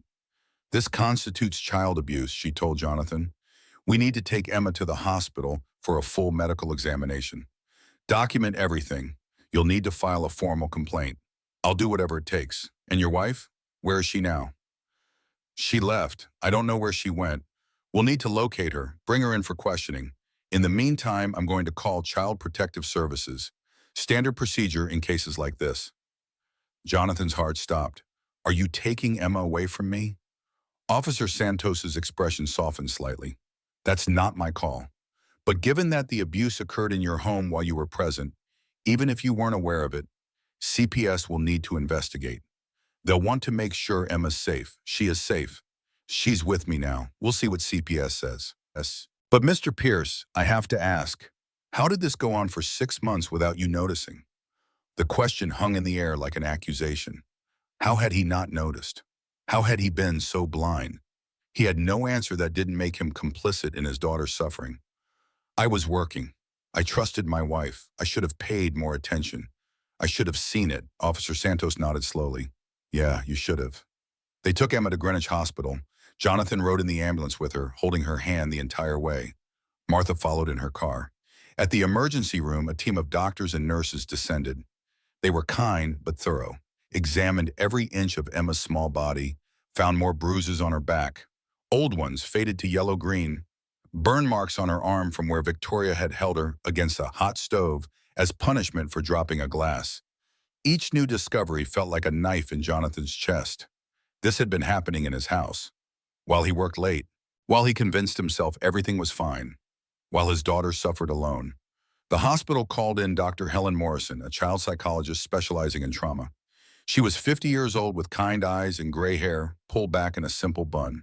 She sat with Emma in a private room while Jonathan waited outside, watching through the window. Dr. Morrison didn't push, just sat quietly, letting Emma play with the art supplies she'd brought. Slowly, gradually, Emma began to talk. Drew pictures of the basement, of the cafeteria, of Victoria standing over her with that cold expression. After an hour, Dr. Morrison emerged.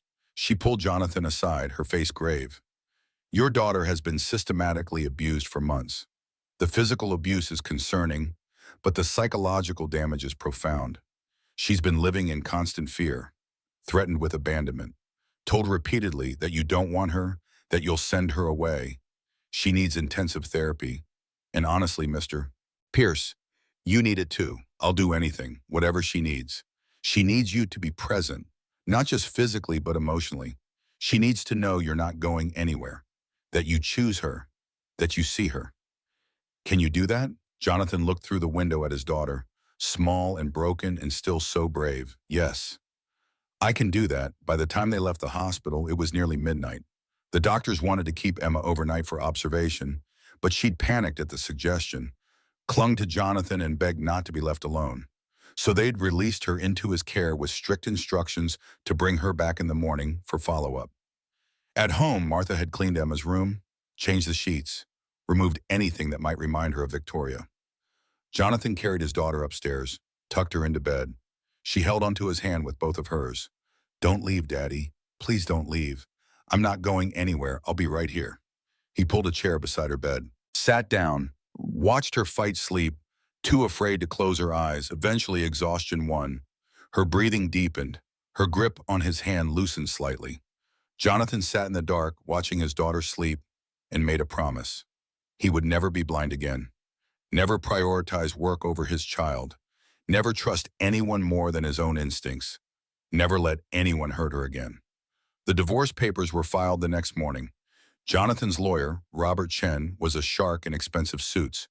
He'd handled Jonathan's business contracts for years. Now he turned that ruthless efficiency toward destroying Victoria's credibility. We're going for full custody, Robert said. No visitation rights, restraining order, and we're pressing criminal charges. Child abuse, child endangerment, false imprisonment. I want her in prison. What are our chances?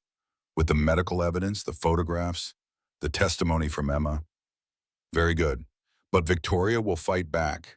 She'll claim you were negligent, that you allowed the abuse to happen by being absent.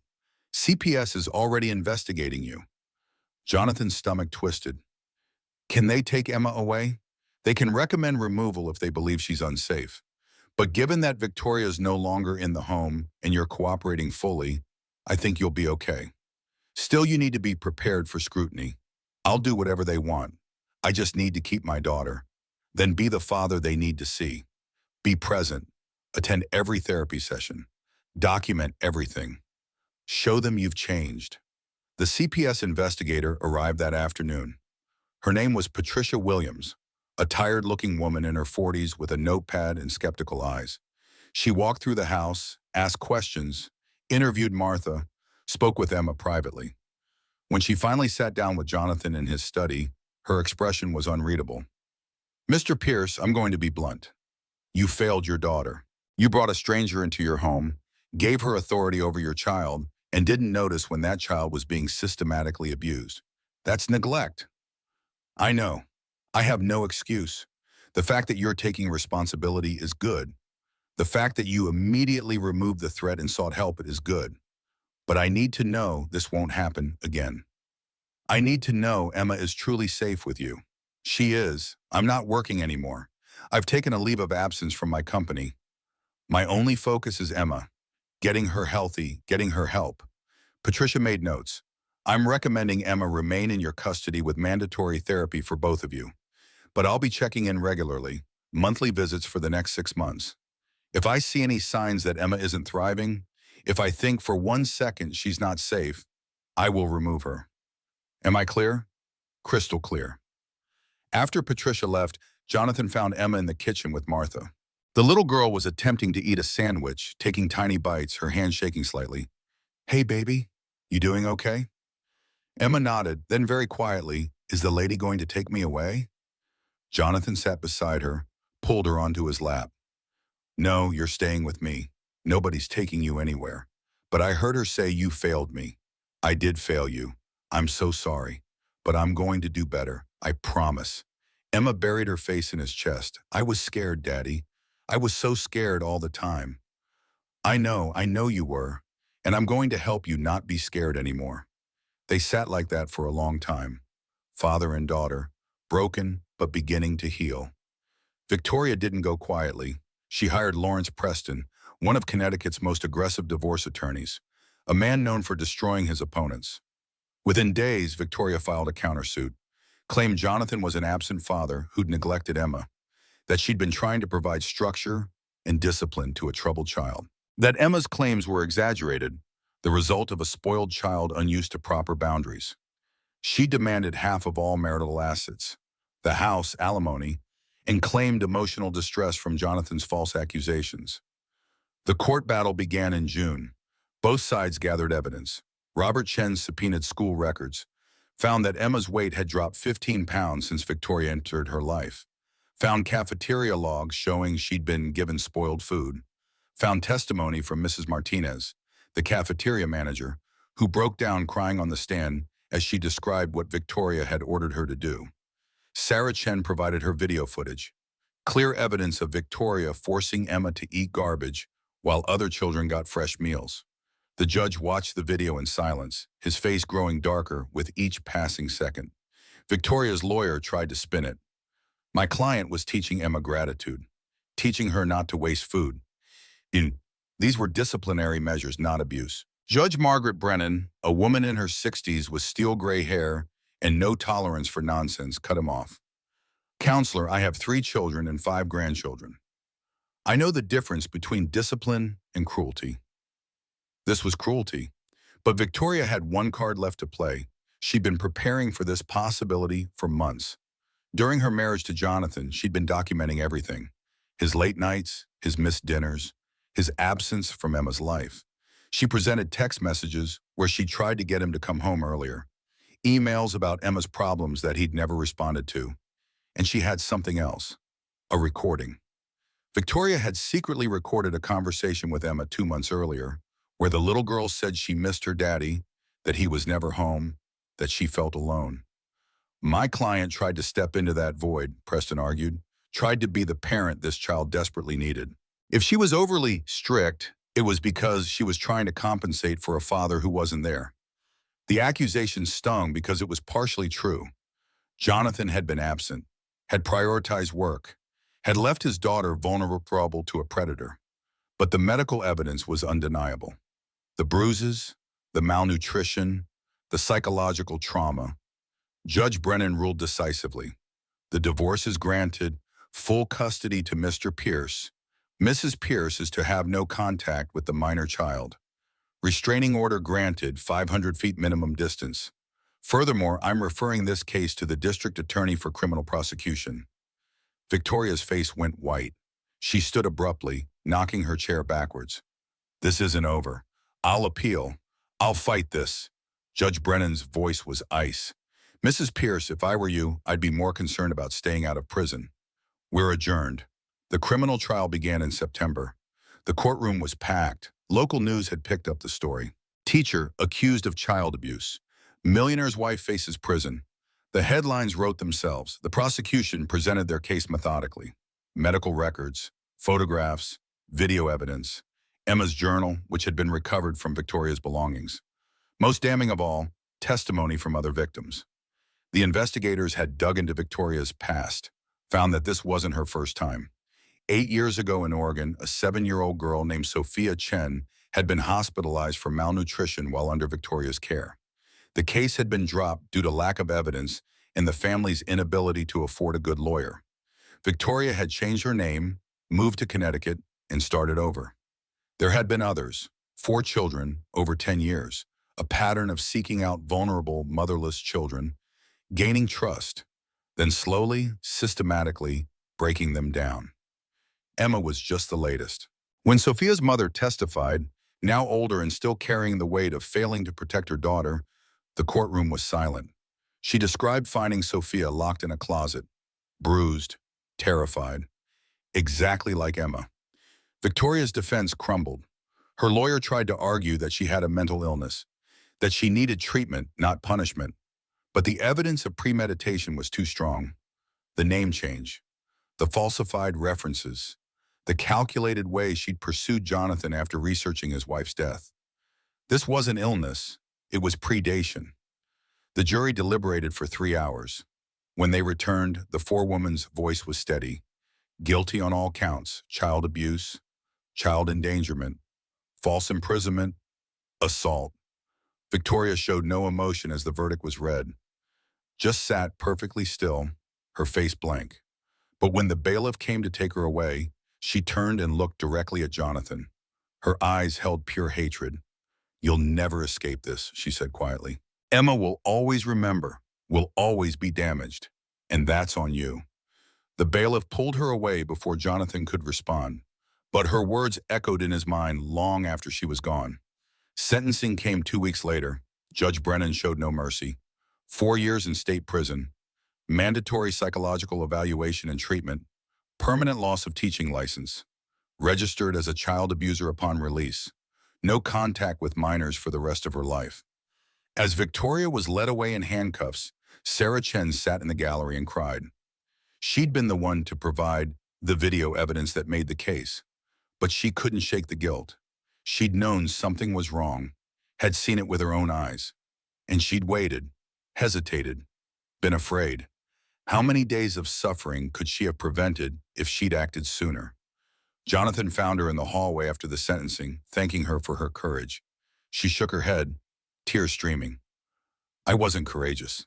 I was afraid. I waited too long. You spoke up when it mattered. That took strength. It took a child being tortured for 6 months before I found my strength. That's not something to be proud of." She walked away before he could respond.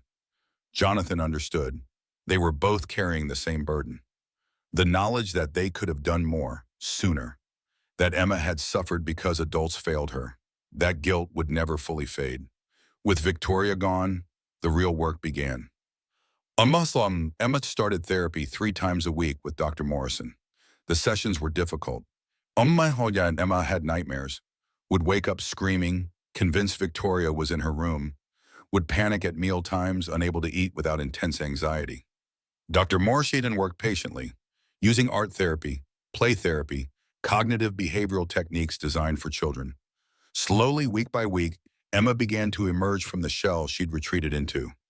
Jonathan attended his own therapy sessions twice a week, working through his guilt, his grief over Catherine, his failure to protect Emma, learning how to be present, how to listen, how to see the signs he'd missed before. He sold Pierce Technologies in October, walked away from the company he'd built for a fraction of what it was worth. His partners were shocked. Investors called him crazy. But Jonathan didn't care. The company was part of his old life, part of the man who had valued success over his daughter. He was done being that man. In November, they left Connecticut. Too many bad memories in that house. Too many rooms where Emma had suffered. They drove north to Vermont, to a small town on Lake Champlain, found a cottage with 3 bedrooms, a dock, and a view of water that stretched to the horizon. It was peaceful there, quiet, far from the courtrooms and the headlines and the constant reminders of what had happened. Martha came with them. She'd become more than a housekeeper. She was family, the grandmother Emma had never had, the one adult who tried to protect her when no one else had. They settled into a new rhythm. Breakfast together every morning. Jonathan actually cooking, though he was terrible at it. Emma laughed when he burned the pancakes, and that sound was worth every ruined meal. They took walks by the lake, talked, sometimes about hard things, sometimes about nothing important. Emma slowly gained weight. Color returned to her cheeks. The fear in her eyes began to fade, replaced by something fragile but real. Hope. Dr. Morrison made the drive from Connecticut twice a week at first, then once a week, then bi-weekly. In December, a year after the wedding that had nearly destroyed Emma's life, she declared Emma ready to reduce therapy to monthly sessions. She's healing, Dr. Morrison told Jonathan. The trauma will always be part of her story, but it doesn't have to define her. With continued support, she can have a full, healthy life. What about the guilt I carry? Does that ever go away, doctor? Morrison looked at him steadily. No, you'll always carry some guilt, but you can transform it into action, into vigilance, into making sure no other child suffers what Emma did. That's what gave Jonathan the idea for the foundation. Emma's Light started as a small operation. Jonathan donated $2 million of his remaining assets. Martha helped convert the cottage's garage into an office. They hired Sarah Chen as program director.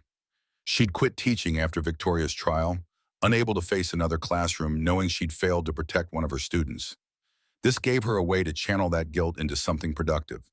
The foundation's mission was simple: provide resources for children escaping abuse, fund therapy, offer legal support for families fighting custody battles against abusers, train teachers and caregivers to recognize signs of abuse, create safe spaces where traumatized children could heal. Emma helped design the logo, a simple drawing of a house with light streaming from the windows. Safe, warm, welcoming. Within 6 months, Emma's Light had helped 23 children, funded therapy for kids whose families couldn't afford it, provided expert witnesses for court cases, trained 200 teachers across 3 states on recognizing abuse. The work was meaningful, important, but it couldn't erase what had happened. It could only try to make sure it happened to fewer children. Emma's 10th birthday arrived in March, 2 years after Victoria's sentencing. They celebrated quietly. Just Emma, Jonathan, Martha, and Sarah. Cake on the dock overlooking the lake. Simple presents. Laughter. Emma had grown. Not just physically, though, she'd gained back all the weight she'd lost and more. She'd grown in confidence, in trust, in the belief that she was safe and loved. She still had bad days, days when the nightmares came back, days when she couldn't eat without anxiety, days when she'd cling to Jonathan and ask if he was going to leave. But the good days outnumbered the bad now, and that was progress. That summer, a letter arrived at the cottage from the Vermont State Education Department. A school district 2 towns over needed an art teacher.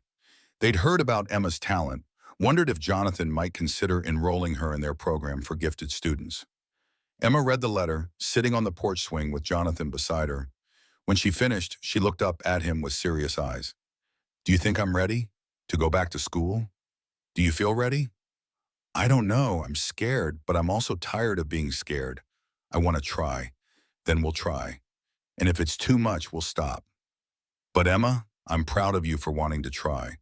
They enrolled her in August. The school was small, only 200 students. The staff had been briefed on Emma's history. They were gentle, watchful, supportive. Emma thrived, hesitantly at first, then with growing confidence. She made friends, discovered a love for painting. Her teacher, an elderly woman named Mrs. Peterson, recognized real talent and encouraged it. By October, Emma's paintings were displayed in the school gallery. Watercolors of the lake, acrylics of autumn trees, portraits of people, their faces full of emotion and life. Jonathan stood in that gallery, surrounded by his daughter's art, and felt something he hadn't felt in 3 years. Peace. Not complete peace. The guilt still lived in him, probably always would, but peace enough to believe they were going to be okay. 5 years after Victoria's sentencing, Emma turned 13. She'd been accepted into a prestigious arts program at a private school in Burlington. thriving academically and socially. She still saw Dr. Morrison monthly, still had occasional nightmares. But she was healing, really healing. That spring, she was invited to speak at a national education conference in Washington, D.C. The topic was recognizing and preventing child abuse in schools. The organizers had heard about Emma's light and wanted Emma to share her story. Jonathan was hesitant, didn't want to expose his daughter to that kind of scrutiny, but Emma wanted to do it, wanted to use her experience to help others. The auditorium held 800 people, teachers, administrators, child welfare advocates. Emma stood at the podium, small but steady, and told her story. She spoke about what it felt like to be invisible, to cry for help in ways adults didn't understand, to lose faith that anyone would save her.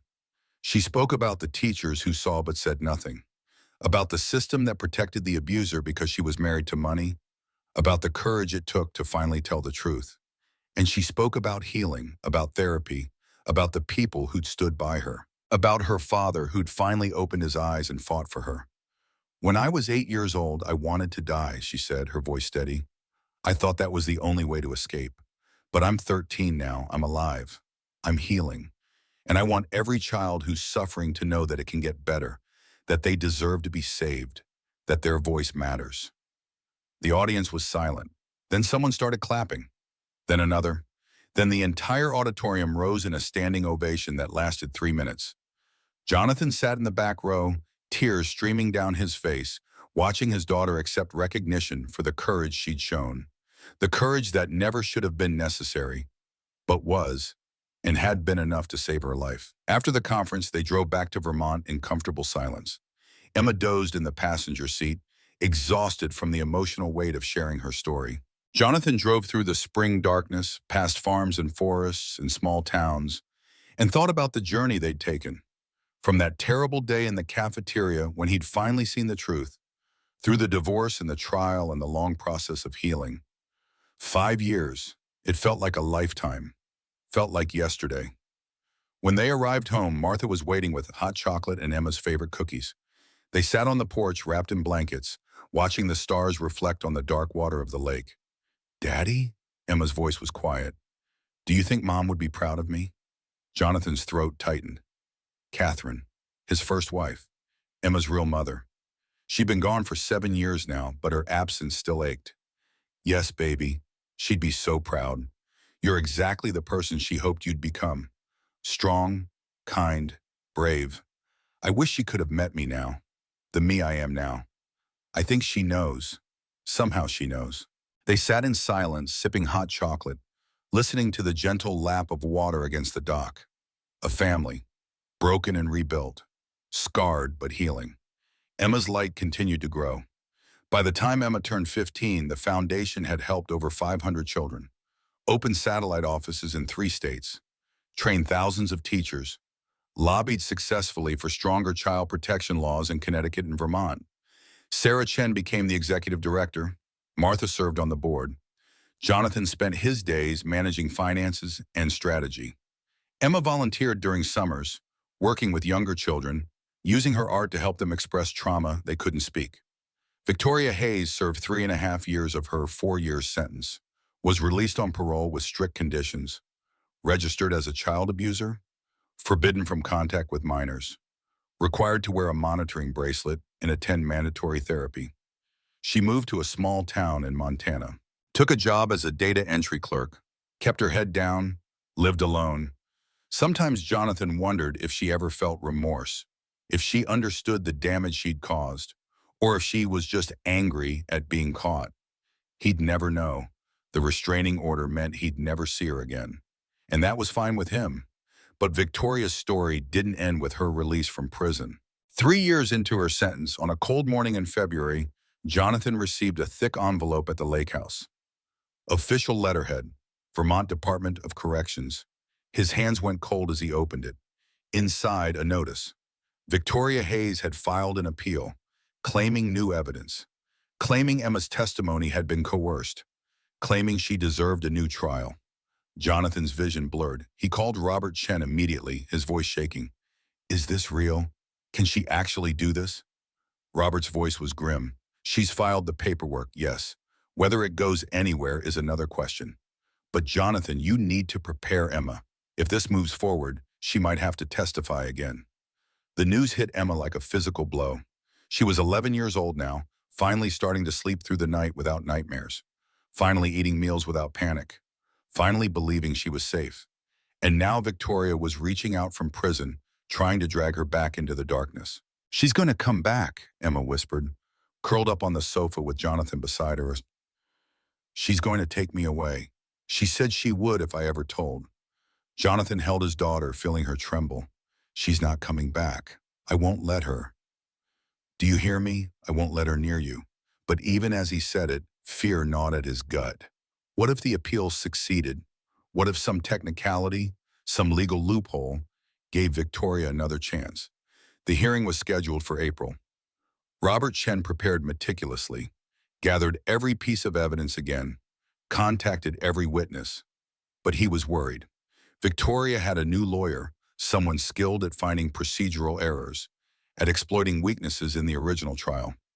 The night before the hearing, Emma couldn't sleep. Jonathan sat with her in her room, holding her hand. "What if she wins?" Emma asked, her voice small and frightened. "She won't. But what if she does?" Jonathan had no answer that wouldn't be a lie. The courtroom was smaller this time, not the media circus of the original trial, just the lawyers, the judge, a few observers, and Sarah Chen, sitting in the back row. She'd driven 7 hours from Connecticut when she'd heard about the appeal, couldn't stay away, couldn't let Victoria win without fighting back. Victoria's new lawyer was smooth, polished. He argued that Officer Santos had improperly influenced Emma's initial statement, that the video evidence had been obtained without proper consent, that the judge in the original trial had shown bias by making inflammatory comments. Robert Chen countered each point methodically, but Jonathan could see the judge considering the arguments, weighing them. This wasn't the same judge from the first trial. This was someone new, someone who hadn't seen Victoria's coldness firsthand. During the lunch recess, Sarah Chen approached Robert in the hallway. Her hands shook as she pulled out her phone. "I have something. I didn't think I'd ever need it, but I kept recording. After the first video, I was afraid, but I couldn't stop documenting what I saw." She showed him the phone. 15 more videos, 6 months of footage. Victoria forcing Emma to eat spoiled food. Victoria yanking Emma by the arm, leaving bruises. Victoria standing over Emma in the empty classroom, speaking in that cold, cruel voice. "Why didn't you show these before?" Robert asked. "I was terrified. Victoria had threatened me, said she'd destroy my career if I caused trouble, but I kept them anyway, just in case. And now I guess it's in case." Robert's eyes filled with tears. "You just saved this family." That afternoon, Robert Chen presented the new evidence to the court. The judge watched all 15 videos in complete silence, each one more damning than the last. Systematic abuse documented over months, no question of coercion, no possibility of false testimony, just cold, hard truth. When the final video ended, the judge removed his glasses, cleaned them slowly, put them back on. "The appeal is denied. Furthermore, I'm adding a note to Mrs. Hayes's file recommending no future appeals be considered without extraordinary cause." This court finds the original verdict was not only correct, but potentially lenient, given the totality of the evidence. He looked directly at Victoria, who sat stone-faced at the defendant's table. "Mrs. Hayes, you will serve your full sentence, and I sincerely hope you use that time to reflect on the harm you've caused. Not just to Emma Pierce, but to every child you've damaged over the years." Victoria's face crumpled. For the first time, she showed real emotion. Not remorse, rage. Pure, undiluted rage that her carefully constructed plans had finally, completely, fallen apart. The bailiff led her back to the prison transport. As she passed Sarah Chen in the gallery, Victoria's eyes locked onto hers. Sarah didn't look away, didn't flinch, just stared back with quiet strength. "You couldn't break all of us," Sarah thought. "Some of us found our courage eventually." Outside the courthouse, Jonathan hugged Sarah Chen for a long time. "Thank you. Thank you for being brave when it counted." Sarah shook her head, tears streaming. "I should have been brave 6 months earlier, before Emma suffered it all. But you were brave when it mattered most. You saved her twice. Once with the first video, and now again. Emma was waiting at home with Martha when Jonathan returned. He knelt in front of his daughter, took both her hands. It's over, really over. The judge said no more appeals. Victoria will serve her full sentence. She can never hurt you again. Emma's face crumpled. She threw her arms around her father's neck and cried. Not tears of fear this time. Tears of relief, of release, of finally, truly being free. That night, Sarah Chen drove back to Connecticut. But before she left, she stopped at the lake house one more time. Gave Emma an envelope. Inside was a simple card. On the front, Sarah had drawn a lighthouse, its beam cutting through darkness. Inside, just a few words. You were always stronger than she was. You survived. You won. I'm so proud of you. Emma held the card to her chest, looked up at Sarah with clear, brave eyes. Thank you for seeing me. Thank you for not giving up. The two of them stood on the porch, watching the sunset paint the lake in shades of gold. A teacher who'd found her courage too late, but not too late to matter. And a child who'd survived hell and come out the other side. The light never disappeared. Sometimes it just needed someone to help it shine again. Emma graduated high school with honors when she was 18. Accepted a full scholarship to the Rhode Island School of Design. She was going to study art therapy, wanted to become a therapist herself. Use art to help traumatized children heal the way she'd been helped. The night before she left for college, she and Jonathan sat on the dock, their traditional spot for important conversations. The August air was warm, full of crickets and the smell of lake water. Are you nervous? Jonathan asked. Terrified, but excited too. You're going to do amazing things, Emma. You already have. She leaned her head on his shoulder. Thank you for fighting for me, for finally seeing me. I'm sorry it took so long, I know. But you did it. When it mattered most, you fought. That's what I'll remember. They sat until the stars came out. Father and daughter, survivors both, bonded by trauma but defined by resilience. Emma went to college, excelled in her studies, made friends, had her first serious relationship, had her heart broken and healed, struggled with anxiety and worked through it, had good days and hard days and kept moving forward. She graduated at 22 with a master's degree in art therapy, immediately went to work for Emma's Light, the foundation that bore her name, opened a therapy practice in Burlington, specialized in childhood trauma. Her first client was a 7-year-old girl named Sophie. She'd been living with her mother's boyfriend. He'd been abusing her for 2 years before a teacher finally noticed and called CPS. Emma sat across from Sophie in the sunny office decorated with art supplies and comfortable chairs. The little girl was tiny, withdrawn, wouldn't make eye contact. Hi, Sophie. My name is Emma. I'm going to help you feel safe again. Sophie looked up briefly, whispered, how? Emma pulled out a sketch pad and colored pencils. Because someone helped me when I needed it. And now it's my turn to help you. We're going to do it together, okay? You and me, one day at a time. Sophie picked up a purple pencil, started drawing, the beginning of healing. Emma worked with that little girl for 18 months, watched her transform from a terrified child who couldn't speak about her trauma to a stronger, healthier kid who smiled and played and trusted again. It was the most meaningful work Emma had ever done. Every child she helped felt like redemption, not just for her own suffering, but for all the children who'd suffered in silence, who hadn't been saved in time.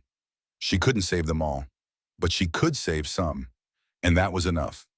20 years after that terrible day in the cafeteria, Emma Pierce stood in front of another audience, this time as Dr. Emma Pierce, recognized expert in childhood trauma and art therapy, author of 2 books on healing through creative expression, director of one of the most successful child advocacy foundations in the country. She was 33 years old, married to a kind man who understood her past and loved her anyway, mother to a 4-year-old daughter named Catherine, after the grandmother she'd never met. The keynote address at the National Child Welfare Conference. 3,000 attendees. She told her story again. Told it better now, with the perspective of time and healing and professional understanding. She spoke about the statistics. 1 in 7 children experience abuse. Most never report it. Many suffer in silence for years. The trauma affects everything. Relationships, mental health, physical health, the ability to trust. But she also spoke about hope, about resilience, about the human capacity to heal even from terrible wounds, about the importance of one person who sees, who believes, who acts. My father finally saw me, she said. It took too long, but he saw me, and that made all the difference. So I'm asking you, everyone in this room, be that person. Be the one who sees, who believes, who acts. Because somewhere right now, there's a child waiting, hoping, praying that someone will notice. Be that someone. Standing in the back of the auditorium, Jonathan watched his daughter command the stage. 55 years old now, gray at his temples, reading glasses perched on his nose. He'd never remarried after Victoria. Couldn't imagine trusting anyone that way again. But he had his daughter, had his granddaughter, had meaningful work that made the world slightly less terrible. He'd spent 20 years trying to atone for 6 months of blindness, trying to balance the scales. He knew he never could. Emma had suffered because he'd failed her. That truth lived in him like a scar that would never fully fade. But Emma had forgiven him. More than that, she'd thanked him for fighting when it mattered, for choosing her, for seeing her. Maybe that was enough. Maybe redemption wasn't about erasing the past. It was about what you did with the future. The speech ended. 3,000 people rose to their feet. The applause was thunderous. Emma stood at the podium, smiling, tears in her eyes. She looked out at the crowd and her gaze found her father in the back. She mouthed 2 words. "Thank you." Jonathan mouthed back, "I love you." 20 years, a lifetime of healing condensed into 2 decades. Emma had transformed her trauma into purpose, her pain into power, her suffering into service. She would carry scars forever, wake from nightmares occasionally, have days when she struggled to eat without anxiety. The damage Victoria had inflicted would never completely disappear.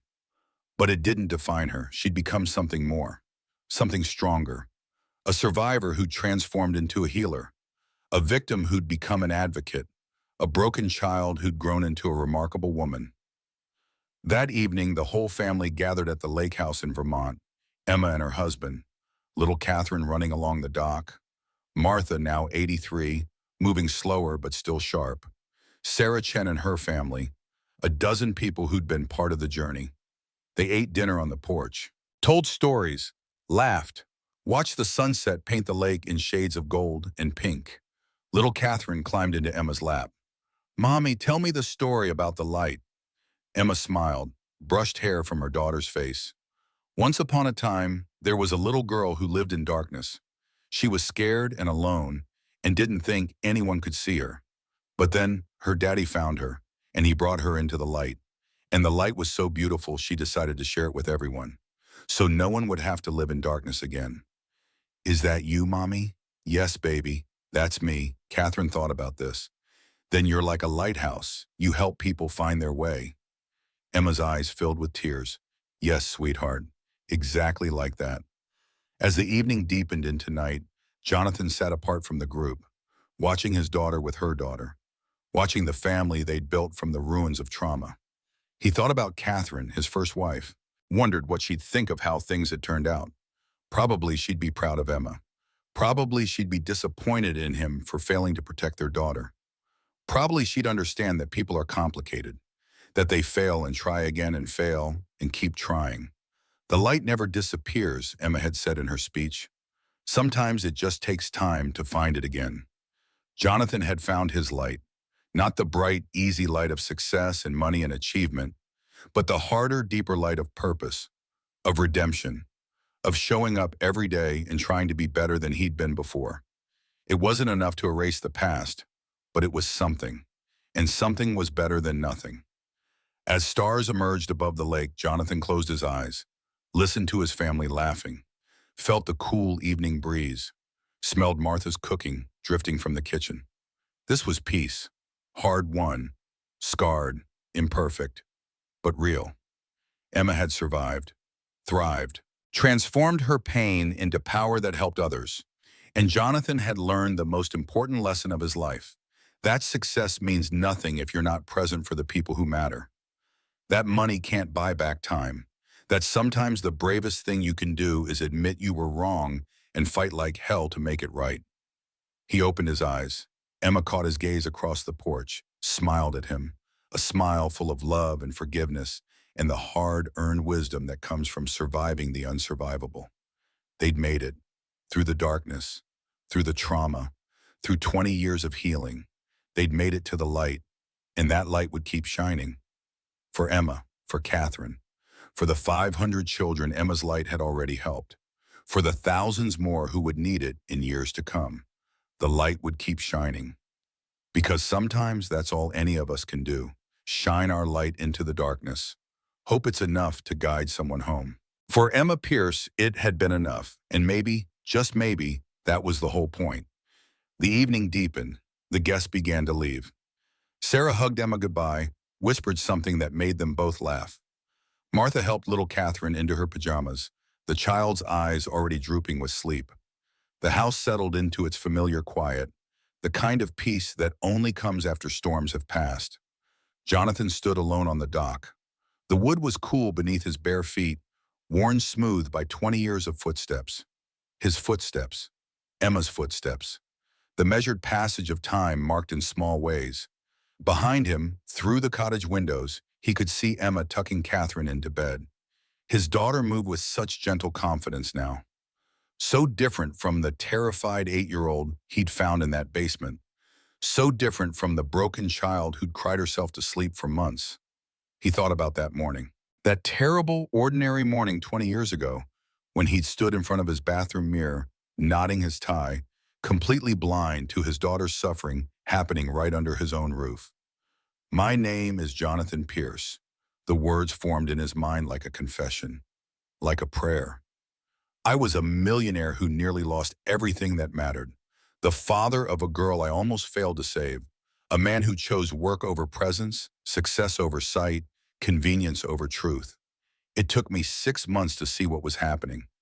6 months of my daughter suffering while I convinced myself everything was fine. 6 months I can never get back. 6 months that nearly cost Emma her life. A loon called across the water, its cry echoing off the far shore. Jonathan closed his eyes, feeling the evening breeze on his face. But seeing wasn't enough. I learned that the hard way. You can see the truth and still fail to act. You can know something's wrong and still find reasons to look away. It took 20 years to understand what should have been obvious from the start. That being present isn't about proximity. It's about attention, about choosing every single day to really look at the people you love, to believe them when they show you they're hurting, to act when every instinct tells you to hide. He opened his eyes. The lake stretched before him, dark water reflecting the first stars. Behind him he heard Emma's voice, soft and melodic, singing Catherine to sleep. The same lullaby Catherine had once sung to Emma. Continuity, healing, love passed down through generations. And when you fail, because you will fail, you get up. You face what you have done. You stop making excuses. You stop hiding behind work and money, and the lie that providing is the same as protecting. You fight. You fight like hell to make it right, and then you keep fighting.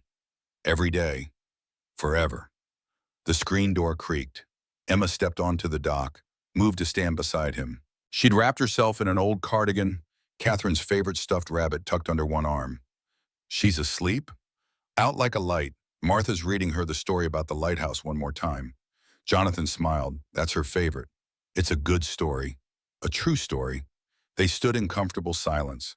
Father and daughter, 20 years of healing condensed into this simple moment of peace. Do you ever regret it? Jonathan asked quietly. All of this, the foundation, the work, carrying this story with you everywhere.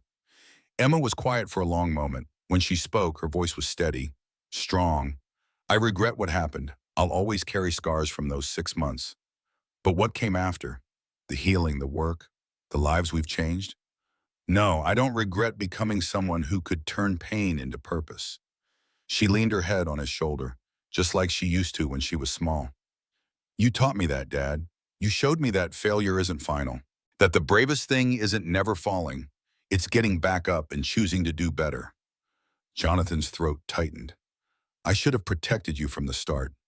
You protected me when it counted most. You fought for me. You chose me. That's what I'll always remember. The stars multiplied overhead. In the cottage, Martha's voice drifted out, reading the lighthouse story one more time to a sleepy grandchild, the cycle continuing, the light passing from one generation to the next. My name is Jonathan Pierce, he thought, and I spent 20 years learning that redemption isn't about erasing the past. It's about what you do with every day that follows. The light never disappears. Emma had said that in her speech, had written it in her books, had lived it in every child she'd helped save. Sometimes it just takes a lifetime to learn how to keep it burning. He put his arm around his daughter. Together they turned away from the dark lake and walked back toward the cottage. Back toward the warmth and light spilling from its windows. Back toward the family they'd built from the ruins of trauma. Back toward the life they'd fought so hard to create. The dock creaked beneath their feet. The loon called one last time. And in the cottage, a little girl slept peacefully, dreaming of lighthouses and the people who kept their beams burning through the darkest nights.